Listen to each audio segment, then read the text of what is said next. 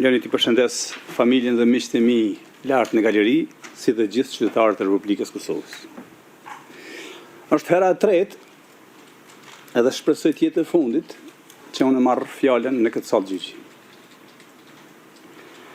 Kanë kaluar më shumë se 5 vite nga fillimi i këtij procesi gjyqësor.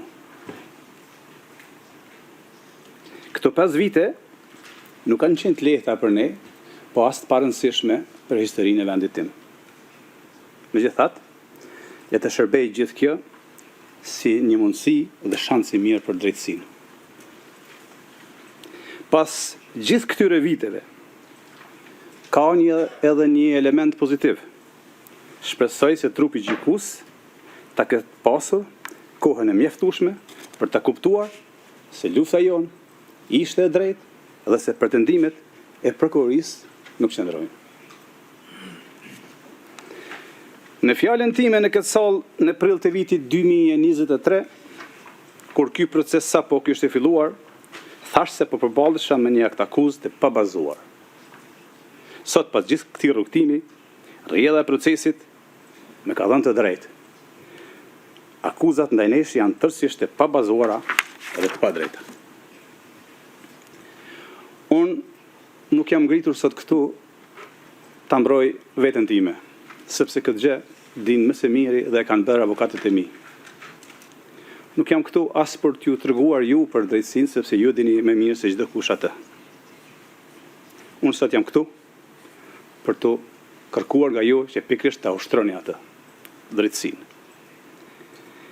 Edhe pse kanë kaluar gati 3 vite nga fillimi i këtij procesi, prokuroria ka vazhduar të mbështetet në pretendime që nuk kanë bazë në të vërtetën dhe në një përpjekje të vazhdueshme për të njëllosur një luftë që në thelb ishte çlirimtare.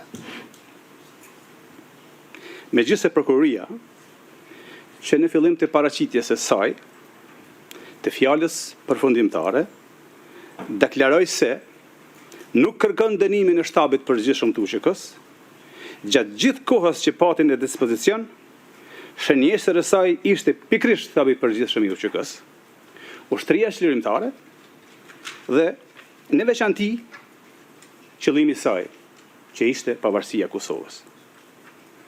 Madje krijoi përshtypje sikur vetë pavarësia po trajtohej si një qëllim i përbashkët kriminal. Në përpjekje për ta ngarkuar me përgjegjësi shtabin e përgjithshëm të UÇK-s, prokuroria mbajti qëndrime akuzuese si, citoj, shtabi i përgjithshëm kërkonte pavarësinë. Apo me tutje, shtabi i përgjithshëm deklaroi se nuk do ta mbështeste autonominë. Mbyll citatin. Është e vështirë të kuptohet kundër kujt realisht është ngritur kjo akt akuzë. Kundër nesh me pretendime për veprime konkrete, apo kundër nesh sepse luftuam për pavarësinë e Kosovës. Kjo mbetet për të vlerësuar nga ju i nderuar trup gjykues. Po aq problematike është përpjekja e prokurorisë për ta ndarë shoqërinë e Kosovës në dysh. Në ata që ishin për pavarësi dhe në ata që ishin për autonomi. Sikur të donte që me çdo kusht të krijonte përçarje mes qytetarëve të Republikës Kosovës. Për ta ilustruar këtë, po parafrazoj atë që prokuroria deklaroi në paraqitjen e provave javën e kaluar. Citoj: Shtabi i përgjithshëm kërkonte pavarësinë e Kosovës, partitë politike që mbështesin autonominë konsideroheshin tradhtare. Të nderuar, në Kosovë nuk ka pasur kurrë asnjë parti politike shqiptare që ishte kundër pavarësisë. Dhe rrjedhimisht asnjë që e mbështeste ndonjë autonominë në Serbi.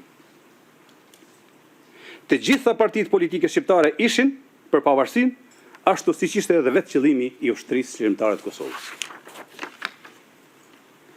Ta paraqesesh mbështetjen për pavarësi si kërkesë radikale dhe autonominë si moderne, është një sulm jo vetëm ndaj historisë Kosovës, por edhe ndaj të ardhmes së saj. Sikur prokuroria përpiqet të na ndajë ne shqiptarëve mes veti dhe ta barazojë UÇK-n me krimet e Serbisë. Askush nuk mund ta bëjë asnjërin e as tjetrën. lufta qërimtare nuk mund të barazohet me shtesin vrasës të Serbisë. Ta barazosh rezistencën e një populli të shtypur me një plan kriminal do të thotë ta vendosësh në të njëjtin nivel rezistencën e të shtypurit me projektin e shtypësit. Ky barazim nuk është vetëm i pasakt, po thellësisht i padrejtë. Të përpiqesh të ndërhysh me qëllim në ndryshimin e fakteve historike përmes akuzave me pretendime të shtrëmbuara, është thjesht të përpiqesh ta rishkruash historinë. E historia e Kosovës nuk mund të rishkruhet, aq më tepër në një sallë gjyqi. Historinë e Kosovës e kanë shkruar me çmimin e sakrificës qytetarët e saj, luftëtarët e lirisë dhe dëshmorët e atë dheut. Kur Serbia dhe Miloševiqi vrisnin moshatarët e mi, helmonin nxënës dhe student, i largonin prindërit tanë nga puna, mbyllin shkolla e spitale, na ndiqnin për të na vrarë dhe zbatonin spastrim etnik e gjenocid, çfarë duhet bënim ne? Të mos reagonim? Serbia kur nuk fshehu qëllimin e saj ndaj shqiptarëve. Në këtë sallë gjyqi, dëgjuam dëshminë e generalit Clark, i cili gjatë një takimi që kishte pasur me kasapën e Ballkanit, aja kishte deklaruar hapur qëllimet e tij për shqiptarët. Ne edhe gjithë opinioni që e përcillte atë dëshmi dëgjuam generalin e NATO-s, teksa tha, citoj: Miloševiqi më tha se e dim se si të sillemi me shqiptarët. Duhet vrarë të gjithë. Edhe ne e dinim këtë, sepse Serbia kur nuk e fshihte qëllimin e saj ndaj shqiptarëve. Prandaj pyes sërish, çfarë duhej të bënim ne? Ta prisnim radhën për të vrarë, apo të iknim nga vendi dhe shtëpitë tona? Asnjërin dhe as tjetrën. Prandaj duhej të rezistonim. Prandaj unë besoja se Kosova kishte nevojë për vetë mbrojtje. Kishte nevojë për njerëz të gatshëm ta jepnin edhe jetën për vendin e tyre. Kishte nevojë për dikë si që ishte Adem Jashari dhe ushtria shqiptare e Kosovës. Prandaj unë ju bashkova Adem Jasharit.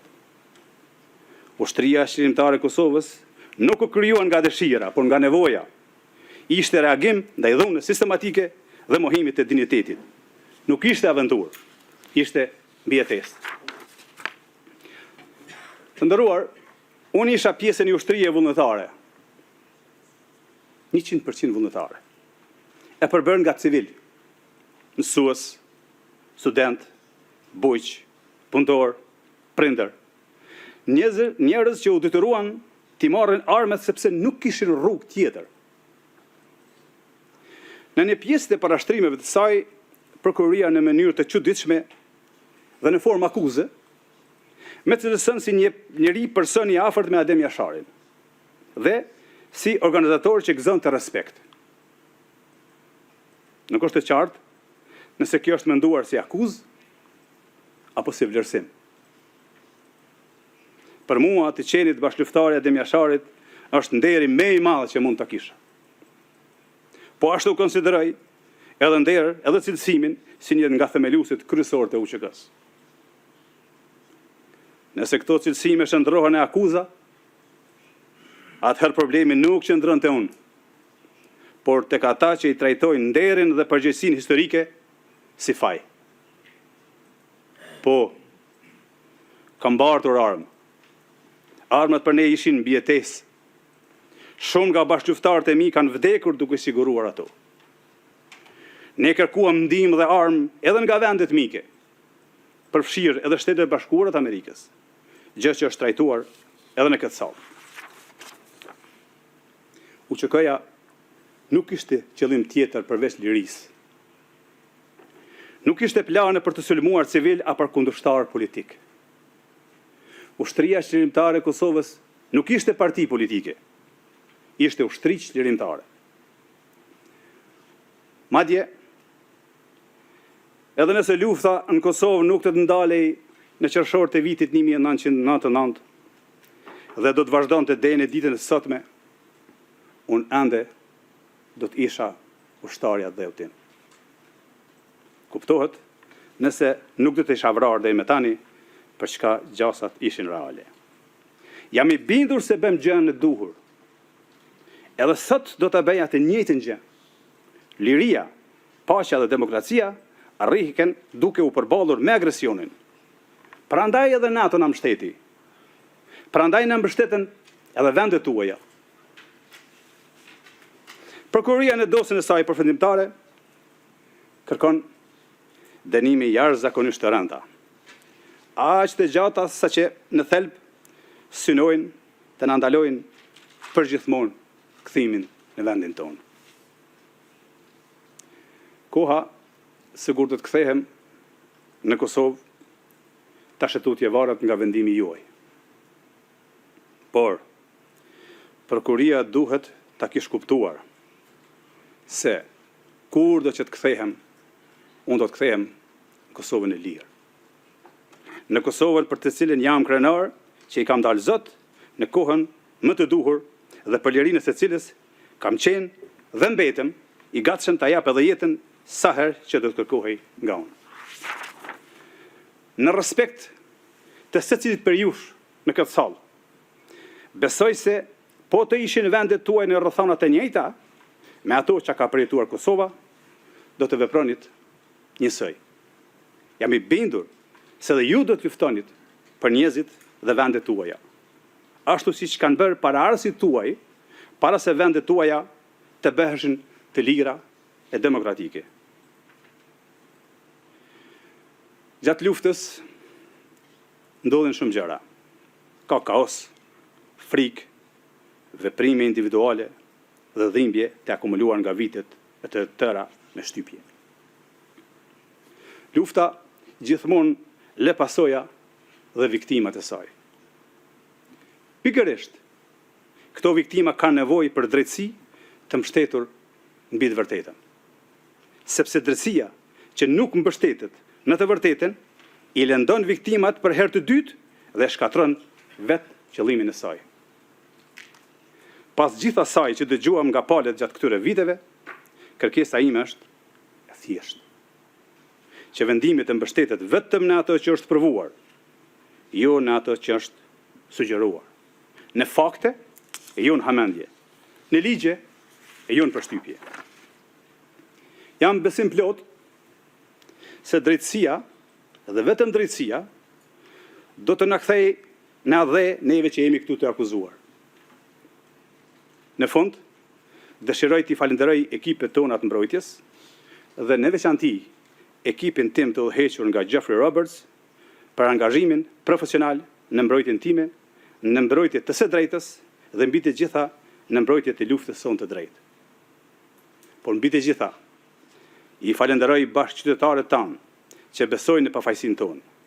Mbështetja tyre ka bërë që prangat që me kanë rënduar të mos i ndjej si barr.